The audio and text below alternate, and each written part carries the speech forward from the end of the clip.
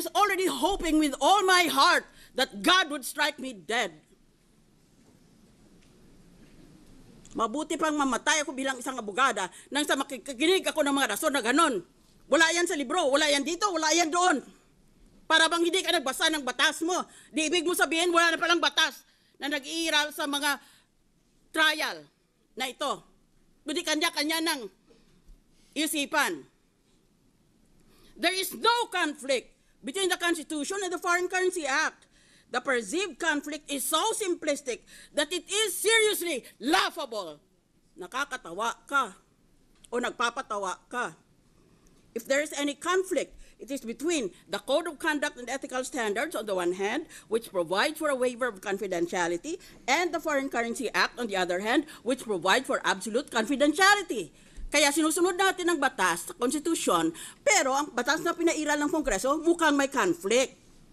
Pero hindi mo masabi na the Constitution is clear, so the Constitution will of course prevail over an ordinary law.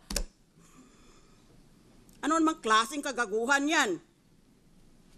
Galit kayo dahil ginamit ko ang salita na kagaguhan? I repeat, kagaguhan yan. Why do you study law if that is your opinion? At bakit patawagin na quasi-judicial itong proceedings na ito? If it's all purely political and anyone can have his own opinion.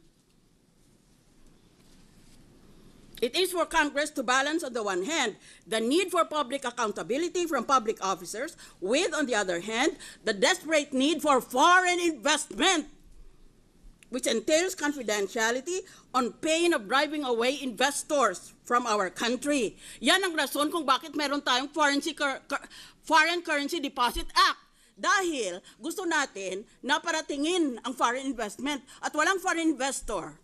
I promise you na darating kung merong bayan na may batas pala na lahat ng dolyar mo, ideklara mo. Walang darating maski isa.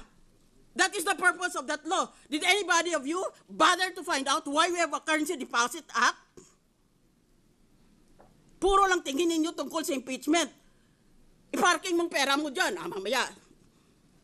Isasalungat ko yung mga argumento ninyong yan. It makes me angry, as a former law professor and as a future judge of the International Criminal Court, that you should presume to administer justice in this manner. I am insulted by the way your minds run. It is for Congress. The argument that a dollar deposit protected from inquiry would nullify the principle of transparency is for Congress to resolve. Ay di tayo, kayo sa House at kami sa Senate, tayong gumawa niyan, tayo ngayon ang may problema. Dibigyan natin ng solusyon ang problema. We could retain the absolute confidentiality clause with the amendment that Filipino public officers are not protected. Yon ang dapat gagawin natin. The prosecution mistakes admission for confession. In law, in a confession, the defendant admits his guilt. In an admission, the defendant merely states facts which might tend to prove his guilt. In the instant case, the defendant did not make a confession, but merely an admission with a legal defense. As a former RTC judge, I find it reprehensible beyond belief, that the AMLA document was introduced in evidence without authentication as required by the rules of evidence. Nagpapanggap-panggapan pa tayo na korte tayong quasi-judicial. Yun pala, sinabi pa natin na if there is any need, we shall use as a supplementary authority the rules of court. Yun pala, hindi natin susundin ang rules of evidence. Hindi ka pwedeng magdala maski anong papel sa korte. I-authenticate mo. Kung hindi mo intindi kung anong authenticate, di huwag kang mag-abogado dyan. I am deeply disappointed that on at least 3 occasions, the prosecution claimed that these documents came from an anonymous source. Strike me dead. 3 times is just too much coincidence. Are you for real prosecution? Falsus in uno, falsus in omnibus. False in one thing, false in all things. The defendant used his own name in all his question transactions. He could have done otherwise if his purpose was invisibility. Kung ayaw niyang matuklasan, kadali-dali. Di gamitin niya pangalan ng iba. Lahat naman kayo, hindi naman lahat. Marami sa atin dito, kung tungkol na sa batas, ibang pangalan na ginagamit. Sigurado ako niyan. RTC judge ako eh. Mag-isa lang akong RTC judge dito sa korteng ito. Maski ano, pwede mo manufacture sa Pilipinas. Minsan, binigyan pa nga ako ng death certificate ng kusado. Pagkatapos, pinahuli ko, huling-huli, buhay na buhay. Ganon ang ating korte dito. Huwag niyo kong padara ng kalukuhan ninyo dahil alam na alam ko yon. Kayo, nag-practice kayo, 1 taon, 2 taon. Ako, RTC judge. Why would a suspected criminal leave his calling cards at the scene of the crime? Kung noon pa, gusto pala niyang itago ang kayamanan niya, eh bakit niya ilagay sa pangalan niya?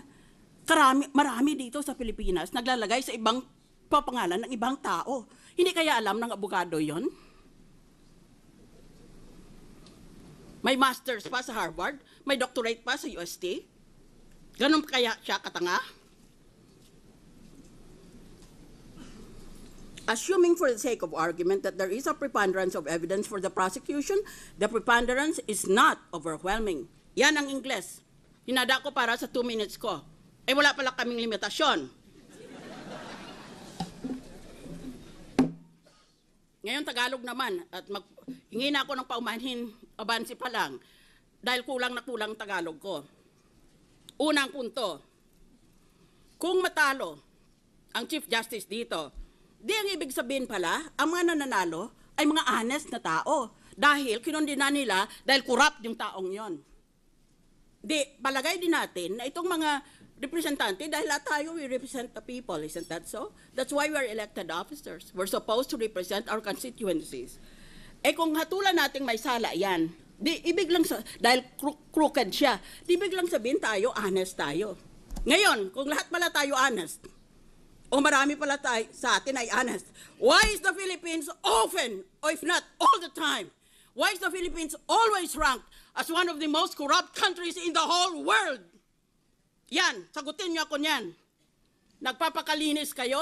Aba kung malinis pala ang mga opisyalis natin at malinis pala sa buong bansa, eh bakit palagi tayong nililista ng Transparency International as one of the most corrupt countries in the world? Magtitinginan tayo?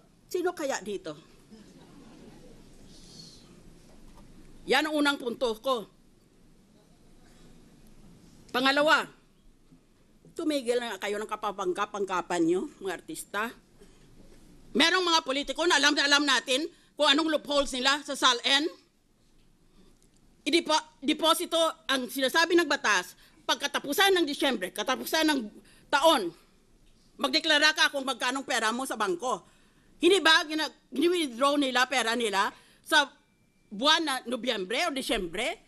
Para pag naglagay sila, pag nag-file sila ng SALN nila, wala nga silang deposito.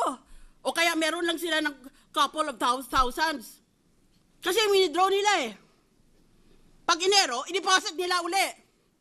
Taong bayan, kayo ang magtestigo. Yan. Ba't hindi natin habulin yung ganon? Pangalawa, palusot. O pangalawa, na ginagawa nila na loophole sa SALN. Lahat ng pag-ari nila, real estate, bank accounts, iba pang pag-ari, nalagay sa ibang pangalan. Yan is very, very widespread. O di wala nga naman silang pag-ari. Dahil lahat, linagay na nila sa ibang pangalan. Kung bawal ang asawa at ang mga anak, dahil sa batas ay inspeksyonin pati yan, yung mga malapit sa kanila. Di doon sa mga malalayo ng mga kamag-anak. O kaya maski hindi kamag-anak, sa kaibigan na pinagkakatiwalaan nila. What a hypocritical accusation.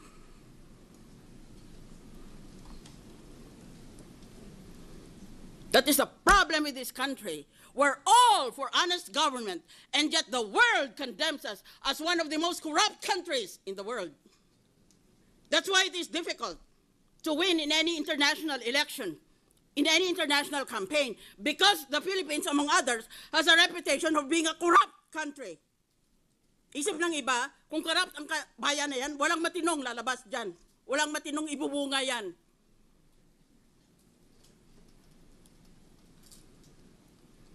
Ba't bawat isa ba sa inyo, walang sala? tungkol sa SALN? Bigyan niyo ako ng isa pang buhay. Panginoon, bigyan mo ako ng isa pang buhay at imbestigahin ko lahat. Isa-isa. Dito sa Senado at sa House of Representatives. Tignan natin.